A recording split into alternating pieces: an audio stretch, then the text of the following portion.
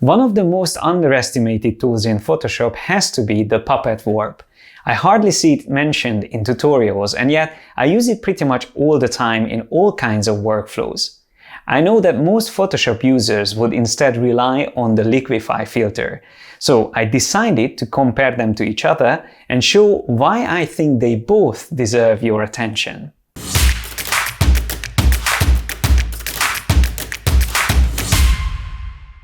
So I decided I'm going to show you first a comparison between the two methods on the same example, so you can really see the different approach that you need to use when you're working with these distortion techniques. So first of all, it's important that no matter which technique you're using, you should always create a smart object. Now, this is best to do once you have the separation, so you got rid of the background, either using mask or just deleting the original background, and then you right-click on the layer and then choose Convert to Smart Object. So the reason you are doing this is to keep the filter or the distortion non-destructive. Let me show you what's the difference. So let's say I have this one turned into a smart object and I go to Filter, Liquify, and I do a change on it. And this is obviously not going to be the change we are looking for. But compared to that, I'm going to do something similar to this version here on the right. And by using Liquify without using a smart object, the changes I'm doing here will be destructive, meaning I won't be able to amend them. So while I can come back to this one here and I can just simply turn off the Liquify effect because it becomes a smart filter, or double clicking on it, I can go back and even hold down the Alt or Option key to reconstruct these details. So I have full flexibility. Compared to that, if I go to this other version, because it's just a normal raster layer without any additional features on it, I won't be able to recreate it properly. The only way to go back to the way it was would be using something like the History brush tool, but I'm going to just ignore that and I will go back to the way it was, and I will make sure that both of these are set up as smart objects, because luckily both the Liquify filter and the puppet warp can be used as non-destructive smart filters.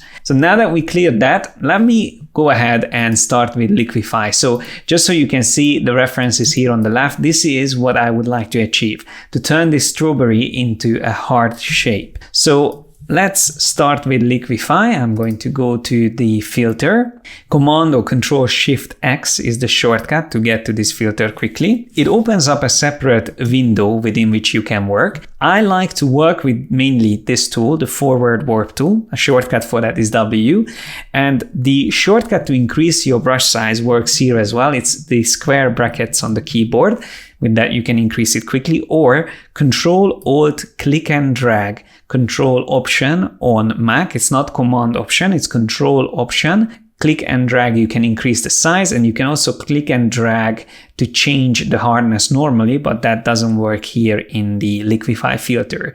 So just simply drag left and right, you can change the size. And the ideal brush size is normally quite big, especially when you start amending something. When you start molding a shape, you should increase the brush size and keep it quite big. Now, the other important thing is that you want to keep the center of your brush close to the details that you would like to move. So instead of dragging from the center and do it like this, I would normally start dragging the edge detail, because that way you are distorting the edge less and using distortion around the center of the brush a bit more. So I just found this easier, and you will see me doing the same thing all around. So wherever I want the actual distortion to happen, I keep that in the center of the brush. So I can start molding this shape in all directions. And you can see, again, if I want to stretch this out a bit here, I'm using the center of the brush, align it like that. And if I need to push things further up again, I do small steps instead of one big movement, because again, it is almost like sculpting. So think of this tool as sculpting. You want to slowly get to the detail that you want to achieve, and try to keep an eye on all the details, making sure that you're not distorting them too much. So if you followed the 365 Days of Creativity series in 2018, we did that throughout the whole year. This was an example I used, and I used it several times since then because I found it a very good reference to see how the distortion affects the texture of the strawberry. Also, an interesting fact, I mentioned this in another tutorial already, but the strawberry is the only fruit that has its seeds on the outside. Just an interesting side note there. And let's not forget about moving these leaves around a bit as well. Just try to even them out a bit. Something like that. Now, another useful shortcut while you are in Liquify Filter is if you press the P for preview on the keyboard, you can see quickly before and after. And I think it's quite good. And before I finish, I would reduce my brush size. And in this case, it would actually work better for these smaller details. So if I want to create a little corner in here, you see for that, it's better to use a smaller brush size. So I can also use the smaller brush size to really refine these last details that I'm adding. And even here, I can really make this corner sharper. Something like that. Okay, let's see before and after. I think that looks good and we can accept this. So if I just click on OK, that's how it looks. And the good thing is that we can always turn off the Liquify effect, which is a smart filter now, and turn it back on. And if I want to go back and make amends, I can just double click on the Liquify option here in the layers panel and you can continue working on it. Another good thing to mention is that you can actually see the mesh. If you turn the mesh on here on the right, that will help you to see where the distortion was applied. And you want to avoid this mesh tangling up. So sometimes when it ends up being tangled, I can't really say it better, then that's not really an ideal situation. So you want to keep them working in a way similar to what you can see here. So it's not too distorted. So you want to avoid overly distorting the mesh. Like here, it's a little bit already getting too far, but I think I can get away with that in this case. So now let's see, compared to this, the Puppet Warp, how it works and whether that is better than the Liquify tool. Before we continue, I just wanted to let you know about our creative membership program. For a small monthly fee, you get access to over 200 hours of Adobe certified online training courses. Master all the tools and skills needed to become a professional graphic designer or illustrator. As a pro member, you will get mentoring from me and my team, access to webinars, student forum, and creative briefs to help you build an outstanding portfolio. Pro members can also download the project files for all of our YouTube tutorials. Sign up at yesimadesigner.com/memberships and start your free trial today. And now let's head back to the tutorial. Again, I'm going to just use that smart object that we created, and I go to the edit menu this case and I choose Puppet Warp. So this doesn't really show anything in the beginning. It might have the mesh option on by default, which you can always toggle and turn off. I actually prefer to turn it off because it just gets in the way. It doesn't have a separate window, so you can work in the context of your document, which in my opinion is an advantage. So now what I'm going to do is to place down a couple of pinpoints and just place down those 3 points at the bottom. And if I put another one here on the top and start moving it around, you can already see why is it different. It almost feels like the strawberry came alive and it started moving. That's why it's called Puppet Warp, because you basically are puppeteering the object by moving these pinpoints around. It's a really cool technique, and again, because we are using a smart object, it's completely non-destructive. So let's try to put these points down. Now notice again, I like to put my points down, or pins, close to the edge of the object. You can't put pins outside the boundary of an object, but you can put them really close to the edge and also quite close to each other. So you can create a similar sharp edge here at the bottom, like that tip that we created on the other one as well. And then we can start pushing some of these out so we can create a nice curved detail there. Again, push it out here and push it out on that side. All right, now I'm not putting these points too close to the edge in most of the examples here. So if I hold down the Alt or Option key, I can always delete one and just show you. If I put a pinpoint too close to the edge and start dragging it, that starts to stretch it more than if I, again, Alt or Option, click on it to remove. Compared to that, if I put it further here, you can see it just looks a little bit better, healthier, the whole distortion. Okay, that's getting close to what we need. All right, we can move this one up, maybe move this out a bit as well. And now we need to move these points down. So that one can come down. Here we can put a few points to drag this up. This one a bit further down. Also another point here just to drag that one down. And then we can drag these edge details back. The same thing with the leaves, we can move them around, and I feel like sometimes the puppet warp is much easier to move bigger area around, like here, because we already constrained the strawberry. It's not moving around, so that's basically stays in place. It's pinned down, while the rest of the image, the leaves, can move almost independently, even though it's the same layer. So that's a useful advantage definitely for the puppet warp. Now, if I want to, I can also rotate details, and that's also quite useful. Same shortcut, Alt or Option key, and then this circle comes up with which you can even rotate details around a pinpoint. It's also worth mentioning that by default, the rotate option is set to fixed, but if you use auto rotation, that means when you are moving pinpoints around, notice that now automatically it's not only distorting things, but also starts rotating details, which is quite cool. It's not necessarily something I would use all the time, so I prefer to keep it on fixed, but it's something you can easily change and set up there on the top. You also have additional options like density, even mode, whether you want more rigid or distortion, expansion of the details. So you can see if I increase that, it slightly affects all of the points around, or if I go back down, even you can go into minus, it will again affect how the distortion is created. I'm just going to keep this on 2 pixels. And I think we have a good result here, so I'm just going to accept these changes, pressing enter, and we can again compare before and after.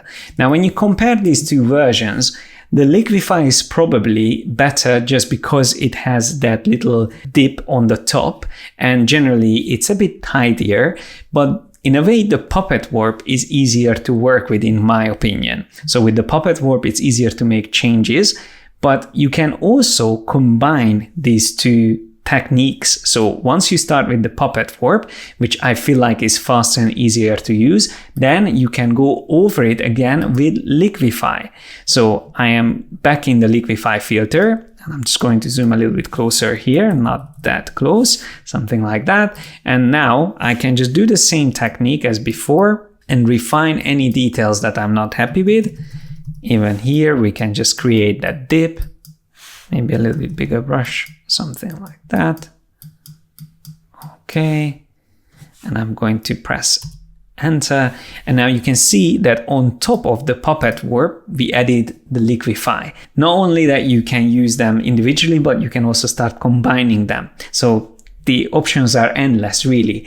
And it really depends on what you need to achieve. But as a general rule, I would say start with puppet warp, with which you can achieve the results faster, and then add a bit of Liquify at the end.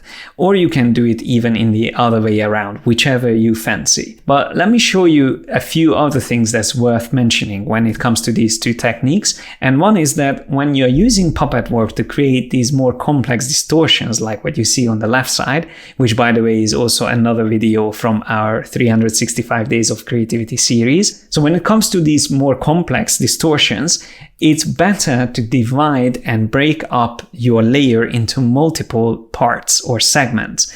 Because if I just use one of them, like in this case, this banana is just one layer, when I go into puppet warp, just select that, and start putting these points around it, you can see I can start bending it and moving it around. But if I want to stretch it out, eventually it will be hard to make loops and bends, and it starts distorting itself, as you can see.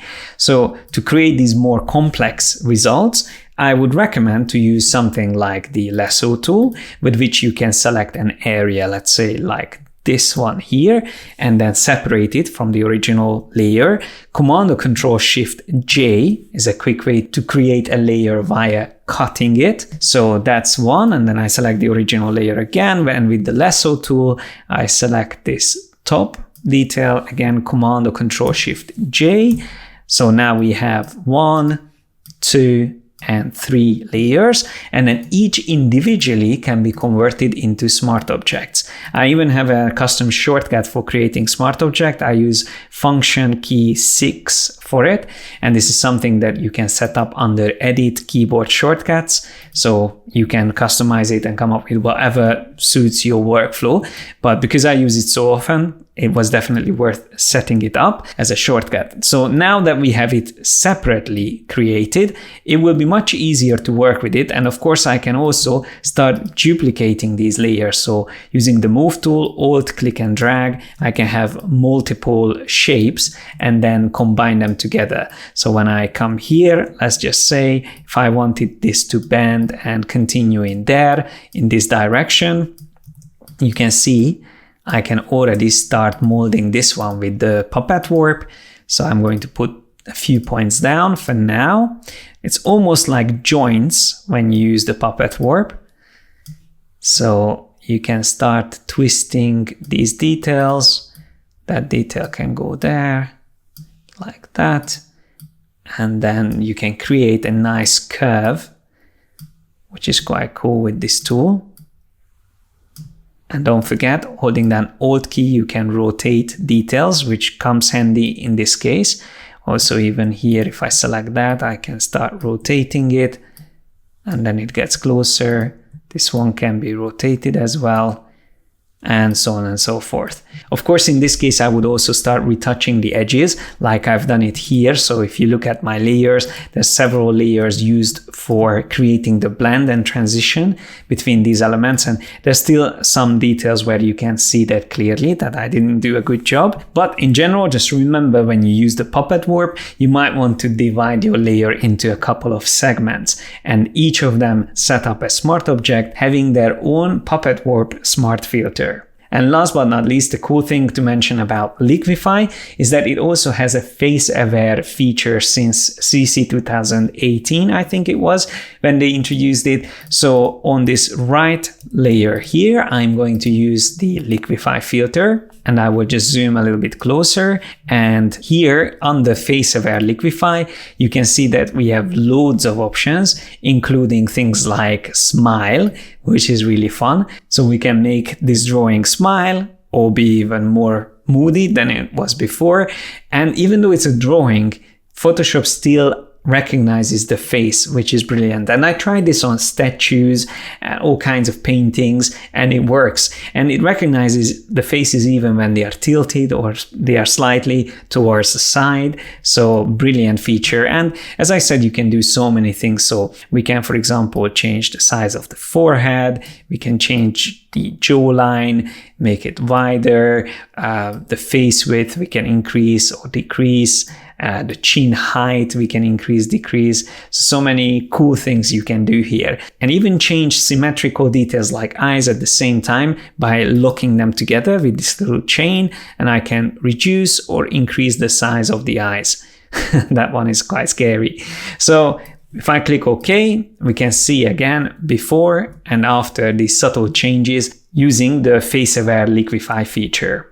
And maybe one last thing I would mention, and that is if you are planning to use the warp feature, so when you're using free transform on any of these layers that you already created, that's always going to revert into the original version. So it won't show the puppet warp or the Liquify version.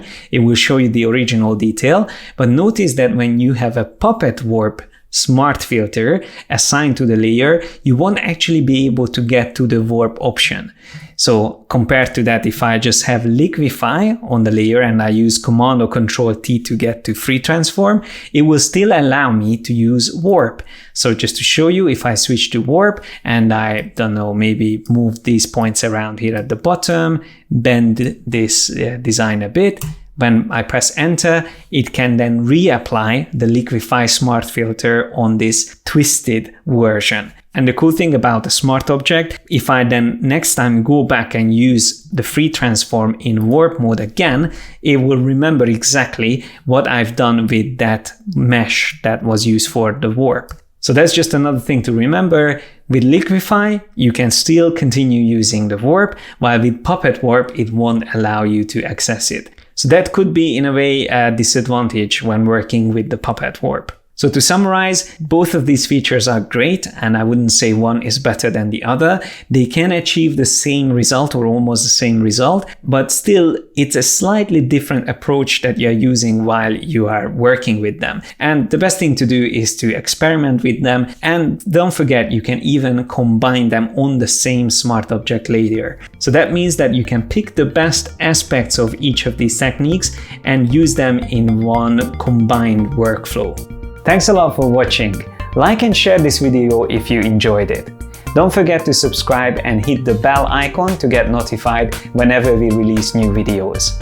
Click on the link on my right and start your membership today to get access to over 200 hours of training courses and personal mentoring by me and my team of creative professionals. Have fun learning, guys, and I will see you in the next one.